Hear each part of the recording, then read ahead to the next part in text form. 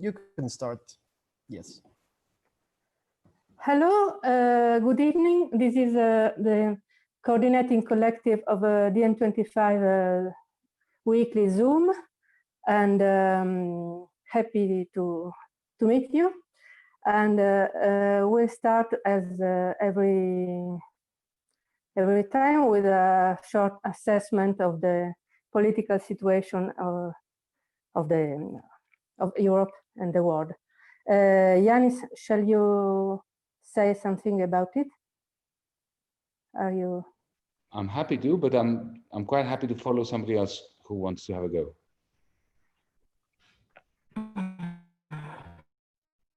Big picture stuff, anyone? All right, I'll warm you up. I'll be relatively brief compared to other times. Two issues. Both involve Italy to some extent, or to a large extent. One falls under the heading of Libya.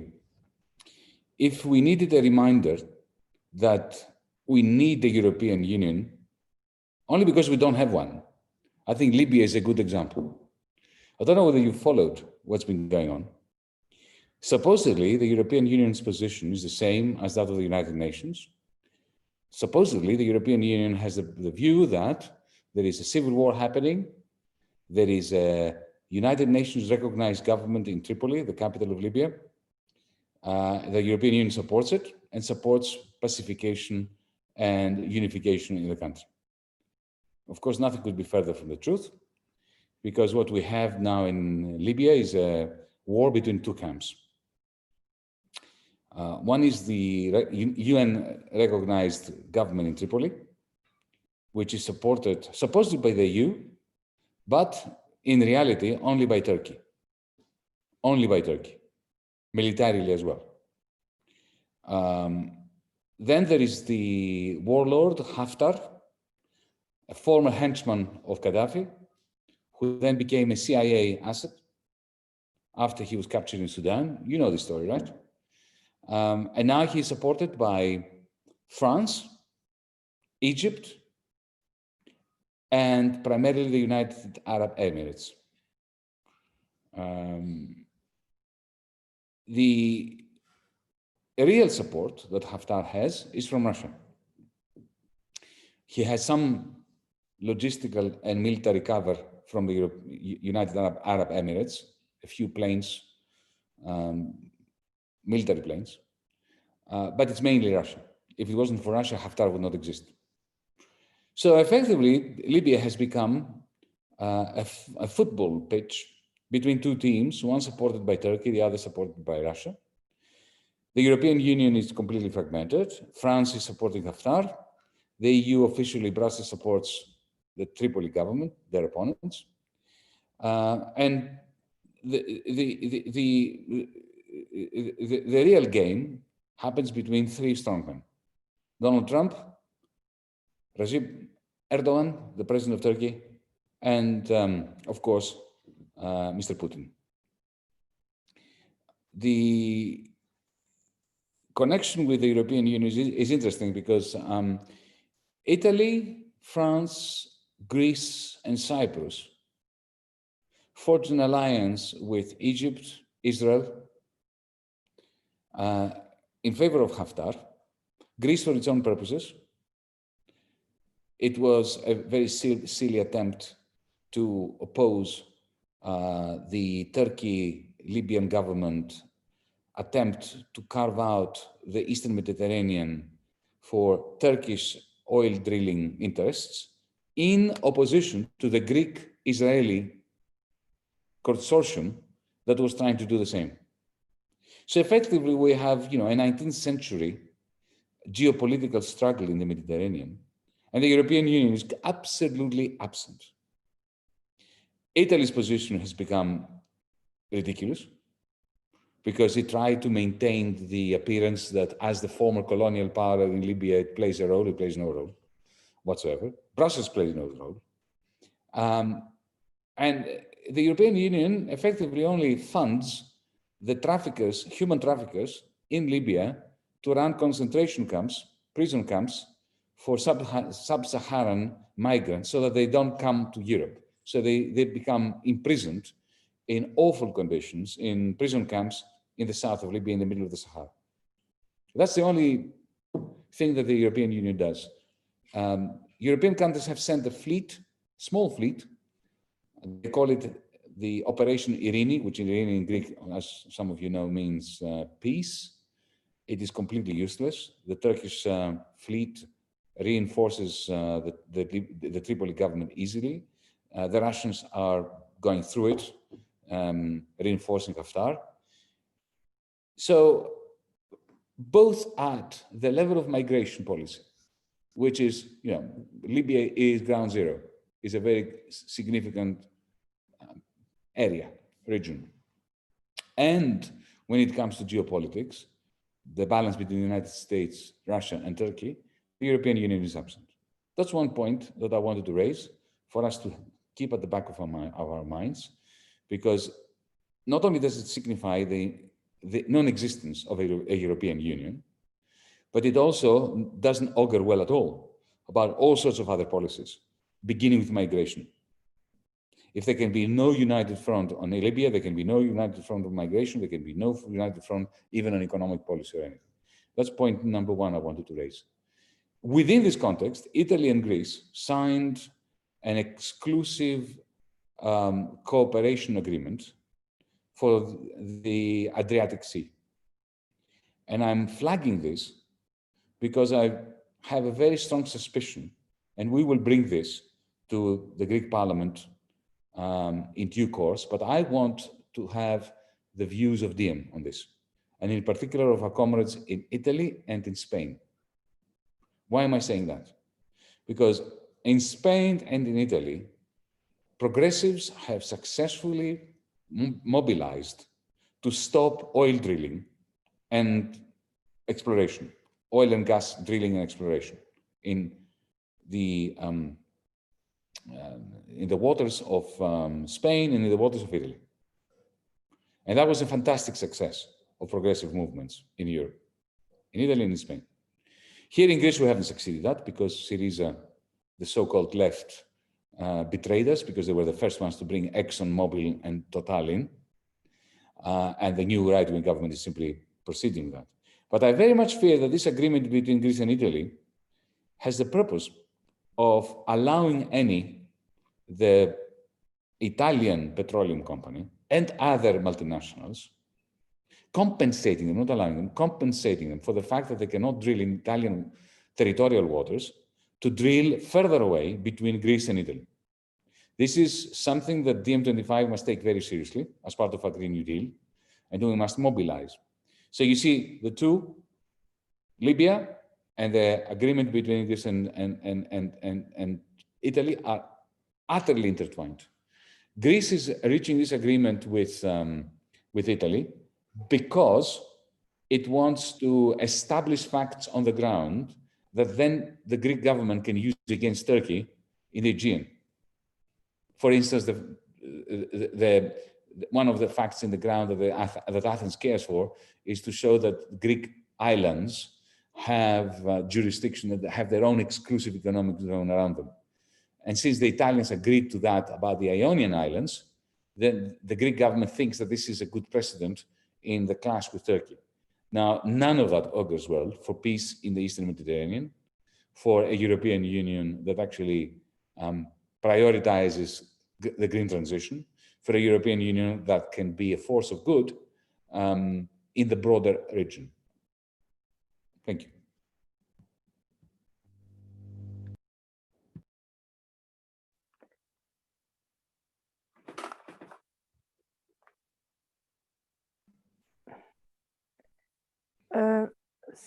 Since nobody asked for the floor, I would like to say 2 words about the Piano Colau, that is a plan made up from by a group of specialists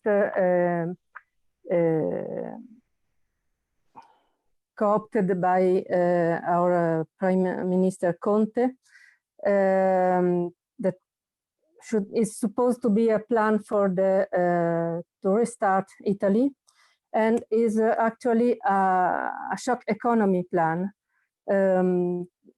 As Naomi Klein said, there's nothing like a good crisis to destroy welfare, and crises and emergencies are the best period for corrupted oligarchies like the Italian one. And this plan is a very good example.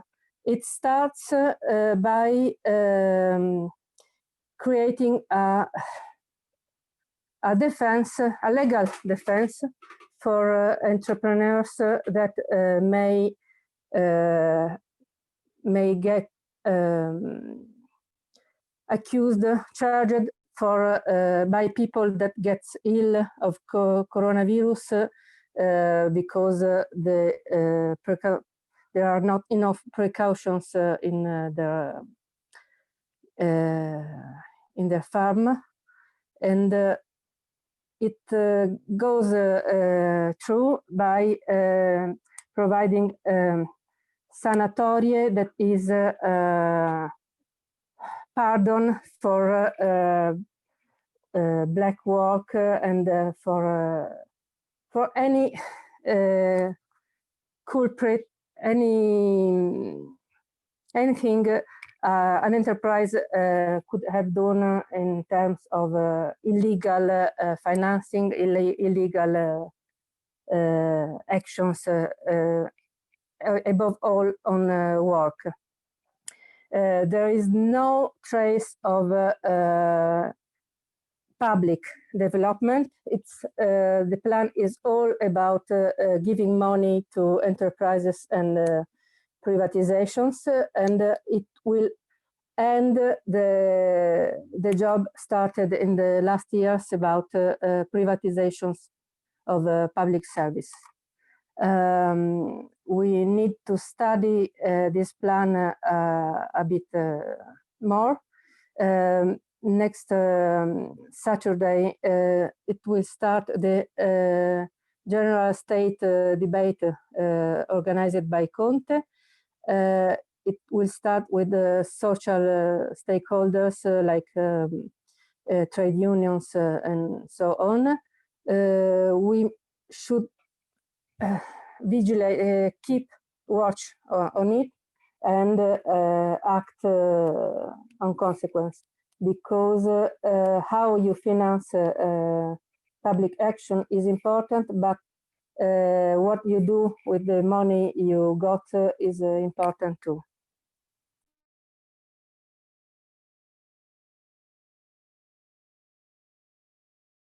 Just very briefly, Simona, if I can remind comrades of something I said last week, which I think is becoming increasingly pertinent and connected to what you're saying. Part of the recovery fund, especially the large sum that has been promised Italy, or largest sum, we don't know anything about how much it will be, comes with strings attached, even though that has never been acknowledged publicly. One of them is creation of a super fund where all public property goes in there, just like Greece, the Greek Troika model, for the purposes of privatization. Effectively, the Italian family silver, the Italian public assets are going to be pawned off in the same way that they were here in Greece, in exchange for a few billions that will not even be able to compensate for the austerity that's coming your way in the next year or two. I just wanted to remind comrades of this.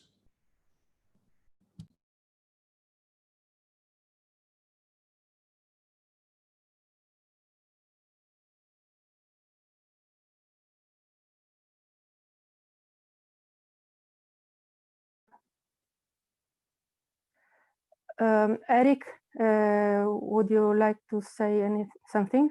Very briefly, I think, because nobody else mentioned it, and I think it warrants at least a mention from our side, another major political event that has been on the headlines for the past few days since our last call is the Black Lives Matter protests around the world that have also taken a grip of Europe. There have been some really, I think, important actions, anti-establishment actions by Black communities, but also allies of them around Europe.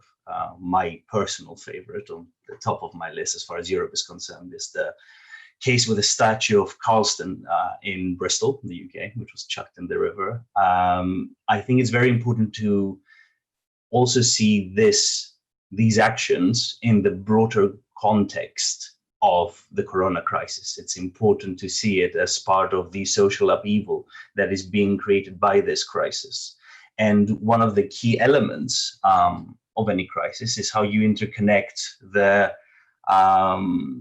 struggles of various communities as they become, as the similarities between those struggles become more and more obvious, and the dissimilarities sort of vanish into the background because of the added tension of the economic, political, and social circumstances. And I think I'm very glad that we had the CC statement go out a couple of days ago, and I invite everybody who might be watching us to read that on our website.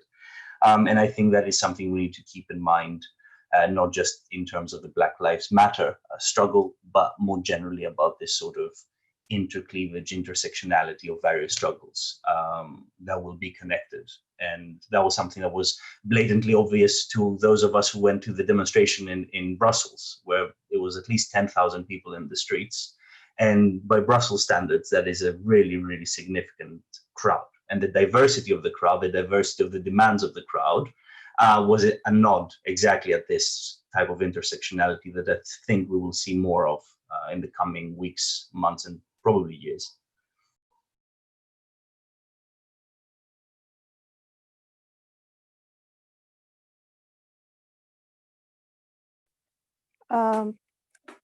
I can't see anybody asking for the stage, so I would pass to the second point in agenda, that is DiEM25 this summer, what to focus on while we have reduced manpower. It's Judith who wanted to talk about it. More like I would like us to talk about it. I didn't want to talk about it too much. Basically, we're seeing the same thing as we're seeing in the DSCs, you know, the difference that we sometimes have with our volunteers. You're trying to find a time to meet, and they only want to meet in the evenings and on the weekends, because for them, DiEM is what they do in the free time.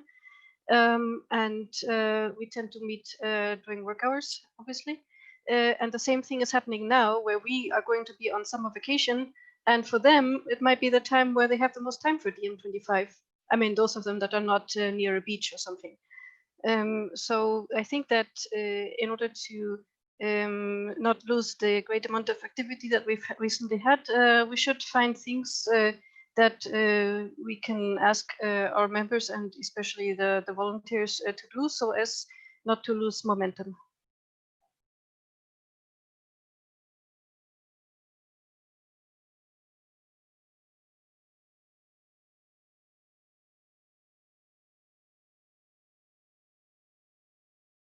Yanis, please. I agree entirely with Judith. We need to keep our engines ticking over, so to speak, during the summer months. This has been a difficult year.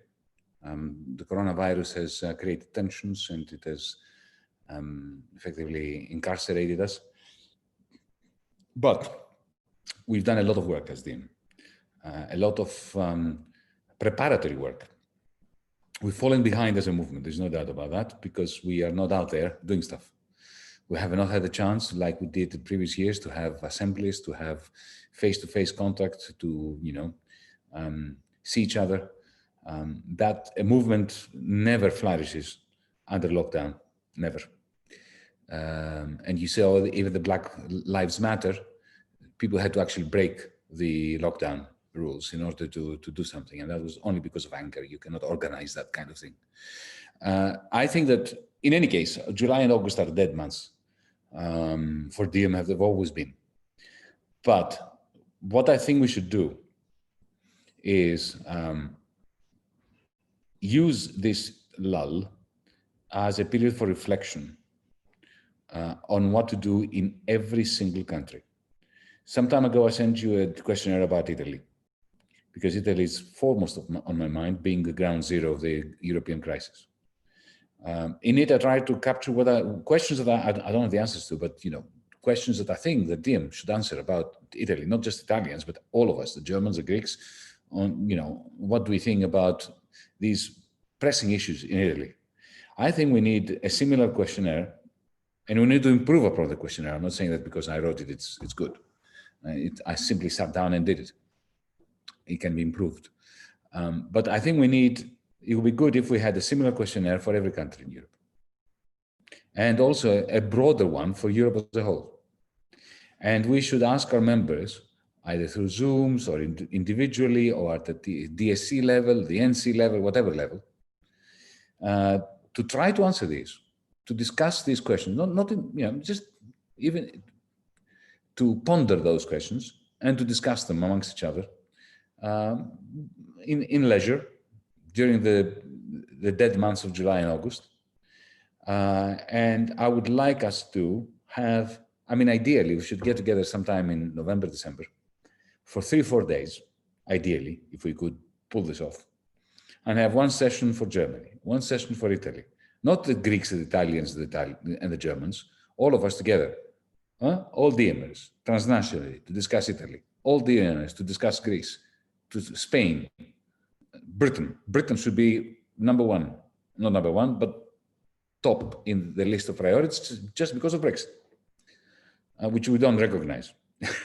We don't recognize in the sense that, of course we recognize it's happened, but we don't give a damn because we are not about the European Union, we're about Europe, and the United Kingdom is always going to be part of Europe. So, that's what I had in mind.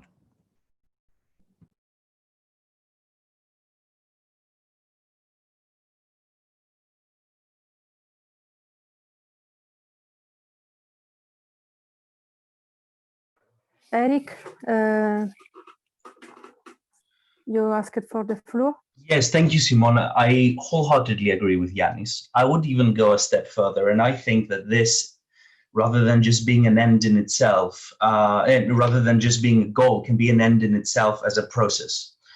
Because we could combine these questionnaires. The creation of the questionnaires should be the thing that we do over the summer. And potentially, as of September, when people are again engaged, can meet up, have the time to discuss these seriously, and not from a sunbed somewhere, to start a process of assemblies where people get together and come up with the answers to these various questions. And DiEM could be spearheading the collection of these answers. And it doesn't even need to be just our members that offer us answers. This can be a project that allows DiEM to reach out into different communities around Europe and get people's feedback on the questions that we've produced. It can become a campaign in itself, producing these responses for DiEM, a way to reintroduce DiEM to different societies around Europe, but also to get a broader feedback about the questions that we're asking, and potentially an injection of new members as a result of the fact that we are doing this reach out in various communities around Europe. So I love Yanni's idea, and I think we could enrich it with a broader process that would drag out the answering of the questions a bit, but I think the answers are only one of the things that we could gain out of that process. There is much, much more to do if we enrich the process. There's much more that we could get out of it. So that's one idea. Other things that I think we need to do over the summer period when things are a bit quieter. One is to see what the state of play is on the various Prague campaigns that came out of the Prague Assembly. They've gone a bit quiet, as far as I'm concerned, the ones that I was helping coordinate with the authors. And I think all of us need to go back to all these members who propose these ideas and find out what the state is and see how we can help them get them going again, because it's gone quiet. We are waiting for the responses to that email we sent out about different payment strikes that member DSCs and Cs are going to recommend from around Europe. So the responses to that could also lead to other actions. We shouldn't forget about that. And that's something to to plan in the coming months. There is the CC elections, which are coming in August, and we should prepare for those as well. And finally, post-capitalism. I really think that we as a CC need to come up with a process and a timeline of how we will arrive at our we've created the chapters a few months back, but now we need to flesh out those chapters with a questionnaire and come up with the process and the timeline that will allow us to actually complete this thing. Because it's one of the, I think, politically and strategically, one of the main things that DiEM should be focusing on, but it's also one of the things that many of our members are expecting and are quite excited about. So those things, and the survey. We also sent out that survey. We got 1,500 responses to that survey, so really good turnout.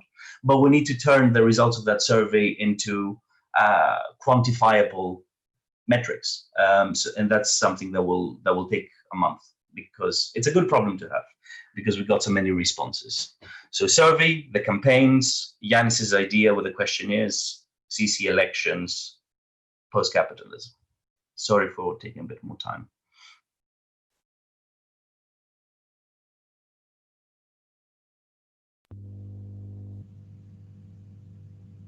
Judith asked, yes, Judith, bye, go. Okay. Maybe I should keep yourself unmuted so you can jump in.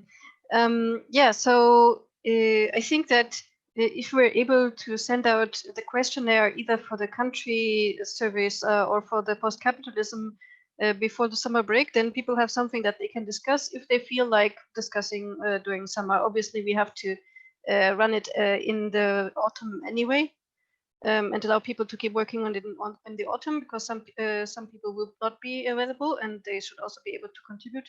But just so that people don't have only the CC elections to look forward to, which is again a very internal, inward-looking thing, just like the all-member votes that we just had. So I would suggest to have one of these questionnaires ready for people to already collect their thoughts during summer. And I'm also thinking that the volunteer groups, they could find things to do for their members, because we should be looking for things that the CC doesn't need to do. We will all be half speed, quarter speed or something. What is it that members can do? For example, the coding for the coders that I coordinate, I can create a list of tickets, of bugs, of minor features, and so on that anyone can work on if they want to. The translators might be looking for a list of pages that have not yet been translated or where the translation needs to be updated. We should encourage them to create this stuff, because often it's just like one person that has the overview, and once that person goes on vacation, nobody else knows what to do with that time. And also creation of materials could be something like designing flyers to be used in the autumn.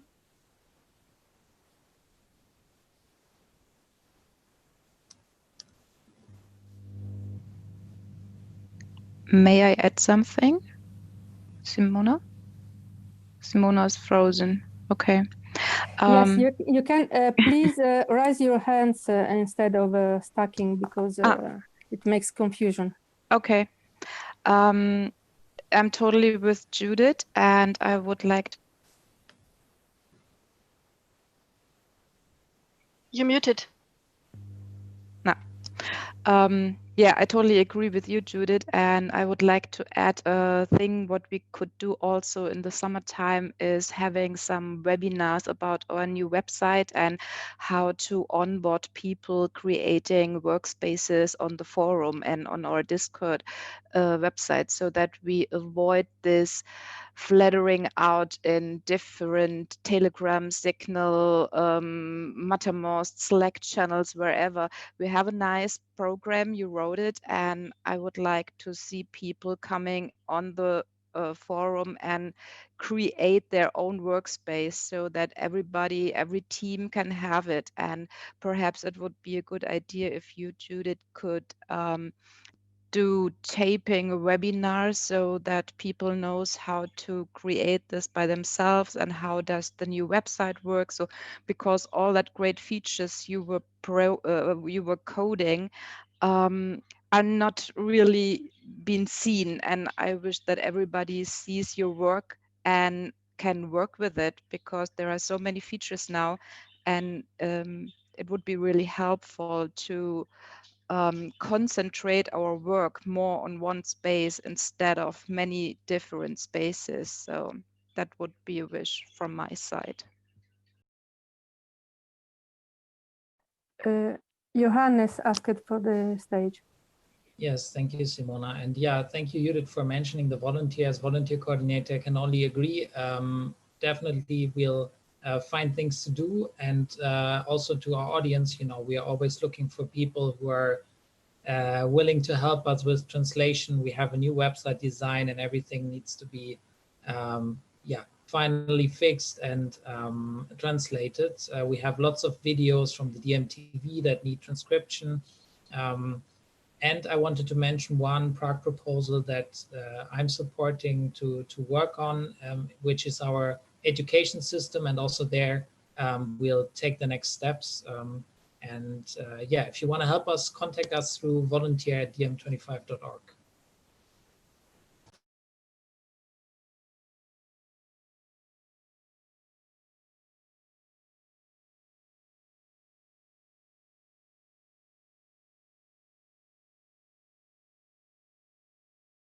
I think Simona is frozen again.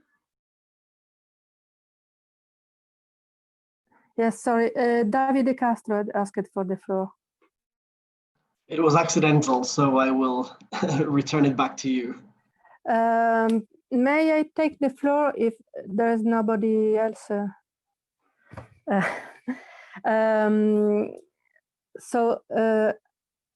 This is connected with the rent strike we discussed shortly last week.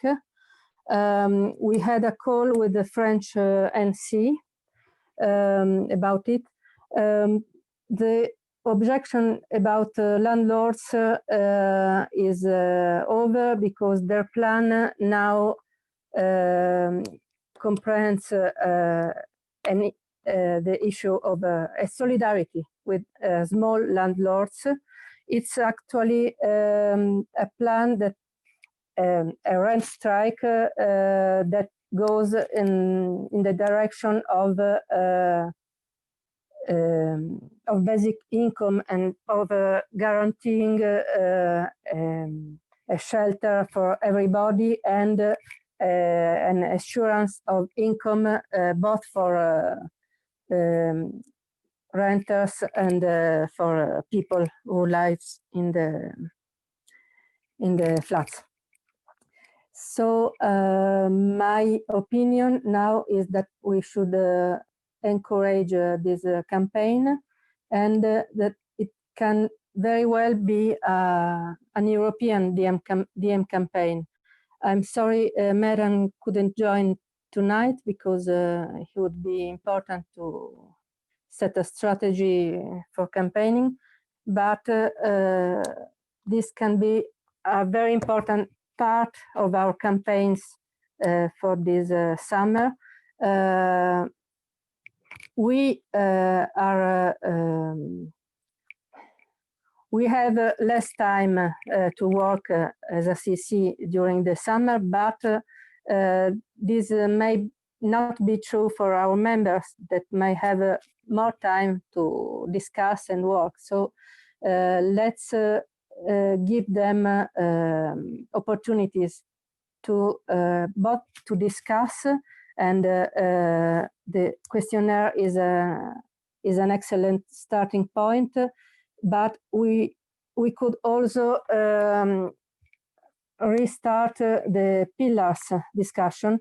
So I suggest to have next week an assessment of the state of art of pillars, find new point persons for the pillars that have no more CC member as point persons, and discuss the relationship between post-capitalism as a potential pillar and the other ones. So that's all.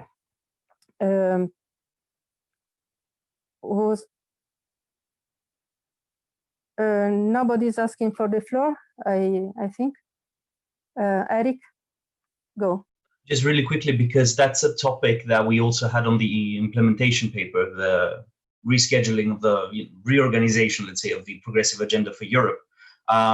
It would really be good if you could take the lead on that, Simona, and convene a sort of subgroup of us to really get that going, because I totally agree with you that we need to move ahead with it. And post-capitalism will complicate it a little bit, but we'll also enrich it. So if you could take the lead, I'm nominating you basically, given that you're part of the task force, that would be great. Thank you so much, Eric. Yes, I can do it. Before it was me and Mame who worked on it. But as first, I would suggest to discuss the priorities, the political priorities of it. Then we can form a group, but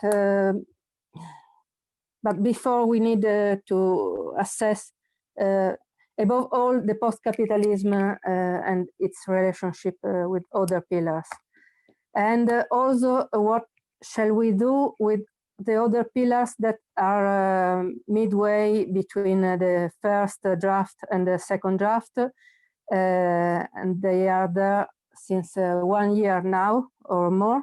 So things have changed. So, and I think we need a general reassessment, a strategic reassessment. And another thing we should do is a plan to implement the implementation plan and the Prague proposals. We should start to do what we decided to do. So I take the charge, thank you for nominating me, of the pillars, but nevertheless, next week we should discuss it shortly. If you agree, I would suggest to have it in our agenda for next week.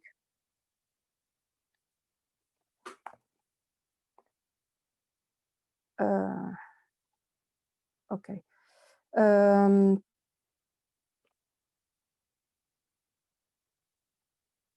Nobody is asking for the floor, or am I mistaken?